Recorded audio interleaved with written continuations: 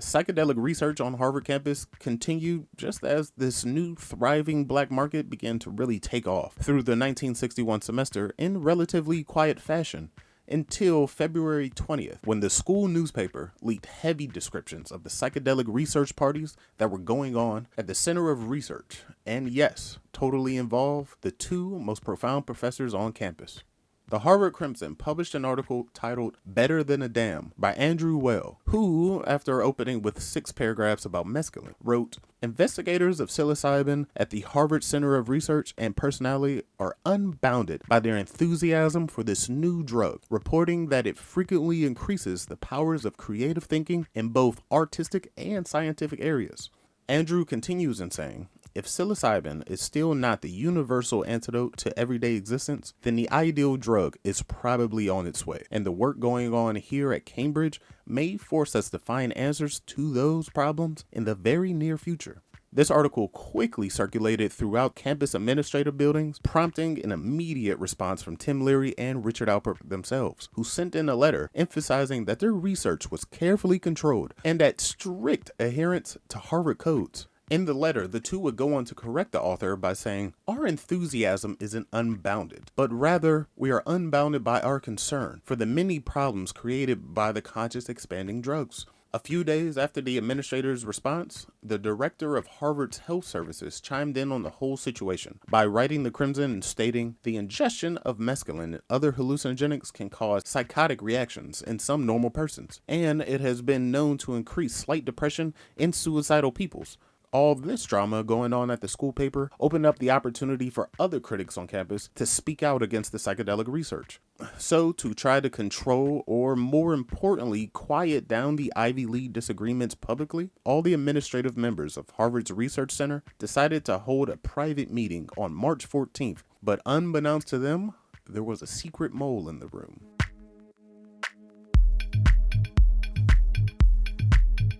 Dressed in an official-looking jacket and sure to keep himself in the back of the room was a reporter from the Harvard Crimson, and from the journalist's own account, the tension in the room was incredibly thick, with accusations pointed at Leary and Alpert, stating that the two men were running irresponsible party-like drug sessions and either ignoring or underestimating the possible permanent psychological damage that could be done to their young students. At some point, the social psychology professor stood up and argued that the program clearly had an anti-intellectual atmosphere, with its results being purely experience-based with no significant verbal findings. With their backs against the wall, Leary could only muster up and say that unorthodox research requires unorthodox methods. And as the heated private meeting came to an end, our student mole walked straight out of the research center and directly into the journalism department to report on what he had just seen. A day later, the article was published by the Crimson and spread all throughout the campus, which not only embarrassed but outraged the Research Center administrators, and it had also gotten the attention of the Boston newspaper. On March 20th, just 5 days after the Crimson story came out, the Massachusetts Food and Drug Division announced its plan to investigate the psilocybin research going on at Harvard.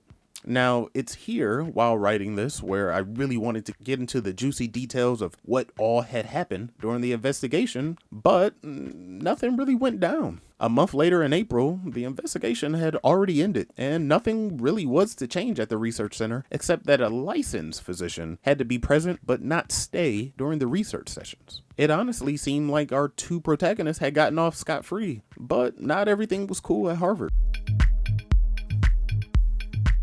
Not long after the Massachusetts investigation had ended, Harvard's main governing officials coincidentally noticed that both Alpert and Leary's contracts were to end a year later, and decided to hold a very, very early vote to determine if those contracts would be renewed. And I'm sure you can guess what they voted. So, with basically a 52-week firing notice, our boys Alpert and Leary began to loosen up their act a bit. Alpert had begun inviting Harvard juniors and just locals to his apartment for self-exploratory sessions. He also started passing the time by injecting himself with DMT. Old Tim Leary, on the other hand, had actually started stockpiling psychedelics, knowing that this would be his last year with his official Harvard position. It was found out months later that he had been using official Harvard stationery to order loads of synthetic psilocin from Sandoz. A few weeks later, to get away from the mounting pressure going on at Harvard, Tim, Rich, along with some friends and Harvard students, boarded a plane and headed to a small seaside town in Mexico near Acapulco, where they would rent out a resort for the summer. It wasn't long after getting there that the group actually depleted their psychedelic supply, only to be quickly resupplied by the locals who knew all too well what visiting Americans had really wanted. And they must have resupplied them all summer, because during the fall semester of 1962, our two psychedelic professors were noticeably different from the year before. It seemed that on one of those starry nights in Mexico, our two professors had gotten very defensive about their previous work, thus deciding that the university wouldn't stifle their studies any longer. Just 2 months into the semester of 1962, Professor Leary would go on to announce the formation of the International Federation of Internal Freedom, a private organization gathered to encourage, support, and protect research on psychedelic substances. You see, Professor Leary didn't believe that the university had concerns because his research involved undergraduates. No, he actually believed that the larger powers that be were actually forbidding the personal right of someone to experience the ecstasy of conscious expansion. As the administrators continued to argue with our two professors, the student culture around campus had changed drastically over the years.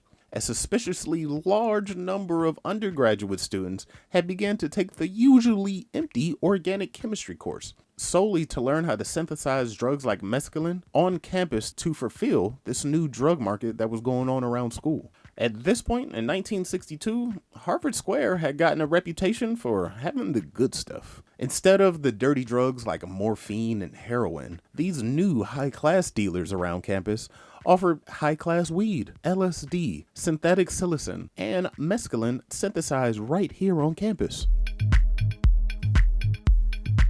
After seeing what was going on around his school, the college dean and the head of health services issued a stark warning in the November edition of the Harvard Crimson, stating that drug use is a very serious hazard and may result in serious problems with your mental health stability. The dean will go on to be quoted himself in saying that he didn't like anybody urging undergraduates to use psychedelic drugs. Well, of course, Alpert didn't take this too kindly, so they replied with their own statement, labeling the dean's warnings as reckless and inaccurate scientifically. Coincidentally, on that very same day that the professors issued their reply, the Federal Food and Drug Administration announced the beginning of a campus-wide investigation of illegal sales of LSD, mescaline, and psilocybin. Well, with the FDA now stationed all around campus for the spring semester, Leary decided that it was time for the International Federation of Internal Freedom to embark on an experimental multi-living experience off of campus. Alpert, Leary, a bunch of others, including Leary's daughters, a married couple, and a newborn, all moved into this very spacious home in the suburbs of Newton, Massachusetts, to form a, quote, transcendental community, where they could maintain a level of experiences that cut beyond the routine ego and social games. Yeah. A month later, after moving off campus, the IFIF had begun mailing out folders of literature to the Harvard campus dorms and administration buildings, each with the psilocybin experiment results from, quote, over 400 subjects.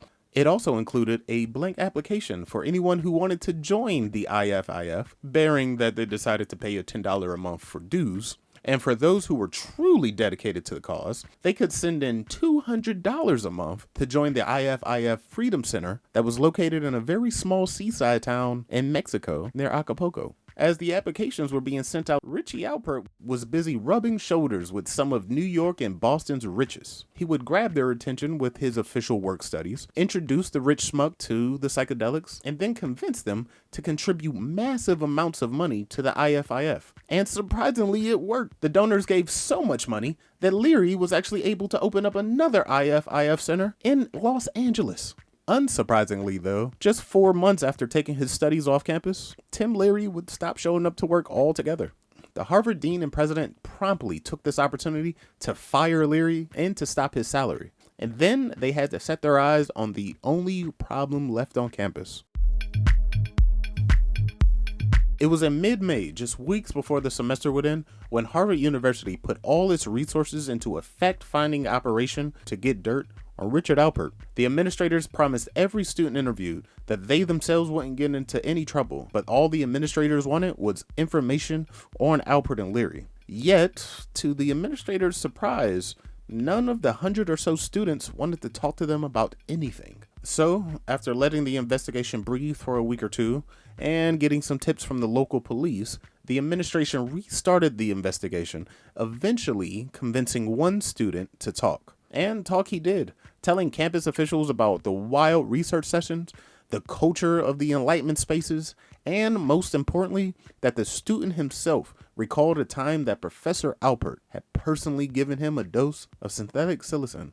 Well, that was all the campus officials really needed to hear. And just weeks after the semester had ended, on May 27th, 1963, Harvard University would officially fire Richard Alpert, thus ridding the Ivy League campus of its two biggest influencers. Alpert, seemingly surprised by the news, responded vigorously by publicly announcing that he and Leary would now be devoting their full time to the International Federation of Internal Freedom, and that the organization's headquarters would not only move from Boston to Cambridge, but they would only be 2 blocks away from Harvard Square. But because of the FDA's influence around campus, all the official psychedelic research would now be taking place at the Center of Freedom in Mexico. The Harvard Crimson would go on to applaud the university's decision, announcing that in firing Richard Alpert, Harvard has disassociated itself from the flagrant dishonesty, but also from the behavior that is spreading like an infection around the academic community. A month later, our two psychedelic ex-professors would open their Mexican Freedom Center, only to irritate the locals so bad that the official Mexican government gave the group only 5 days to leave the country. But upon returning to the United States, Richard Alpert and Tim Leary would lead a movement that would leave them as some of the most infamous men of the 1960s and 70s. Make sure you hit that subscribe and bell button to be notified when those in-depth Shroom Boom episodes are released, and hit that like button if you happen to enjoy this story about the Harvard Psilocybin Project. Thank you for watching.